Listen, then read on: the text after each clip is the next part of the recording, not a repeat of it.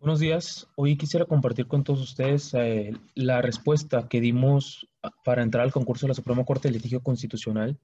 La pregunta que nos fue planteada fue ¿cómo se configura la justiciabilidad directa de los derechos económicos, sociales y culturales y ambientales en el derecho internacional? Y nuestra respuesta giró en torno a un primer punto que es muy importante, el principio de supletoriedad del derecho internacional. Es decir, nosotros argumentamos que el derecho internacional tiene que ser aplicado de manera supletoria, en el entendido de que las constituciones de los estados tienen que ser, en principio, suficientes para proteger los derechos económicos, sociales y culturales, es decir, que sean efectivos y que se puedan hacer realidad, para, en un segundo momento, llevar ese constitucionalismo a supraestatal o hacerlo incluso a nivel mundial, una idea también muy conocida de Luigi Ferrajoli. Ese como primer punto. Como segundo punto, diferenciamos los dos sistemas internacionales que todos conocemos, el sistema de ONU y el sistema de la OEA. Es decir, por un lado está el Sistema Universal de los Derechos Humanos, donde se encuentra pues diferentes pactos, pero en la materia está el Pacto Internacional de Derechos Económicos, Sociales y Culturales, el cual también tiene un comité que se encarga de interpretar y dar contenido a esos derechos. Por el otro lado está la OEA, básicamente con la Comisión Interamericana y la Corte Interamericana, esta última que también ha venido enriqueciendo esta jurisprudencia de derechos económicos, sociales y culturales, principalmente a través de dos mecanismos. Primero, por las opiniones consultivas que dicta, que en estricto sentido no son que son soft law, pero no son vinculantes para los estados, que ya también lo abordamos en otro punto, pero ahorita cabe destacar estos dos puntos. Por un lado, opiniones consultivas y por otro, resolución de casos concretos, que también a través de ese mecanismo de justiciabilidad le ha dado contenido al artículo 26 de la Convención Americana, donde se establece el desarrollo progresivo en materia de derechos económicos, sociales y culturales. Ahora hablemos del comité, porque también lo pusimos en la respuesta, el comité de ONU, de Naciones Unidas.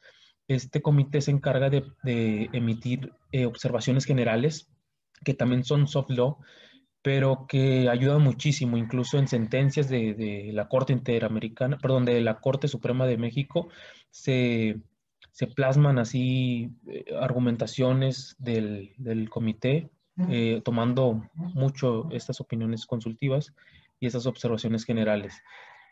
Ahora, el punto que también quería comentarles de soft law, estas comisiones, este comité emite recomendaciones, emite observaciones generales que no son vinculantes, es decir, que no son obligatorias, pero buena parte de los académicos y nosotros también sostenemos que sí deberán ser vinculantes y obligatorios, toda vez que son interpretaciones hechas por un organismo internacional que es competente para emitir esas observaciones y son observaciones o interpretaciones de tratados que sí son obligatorios. Entonces, como por un medio de silogismo lógico, también estas recomendaciones tendrán que ser obligatorias.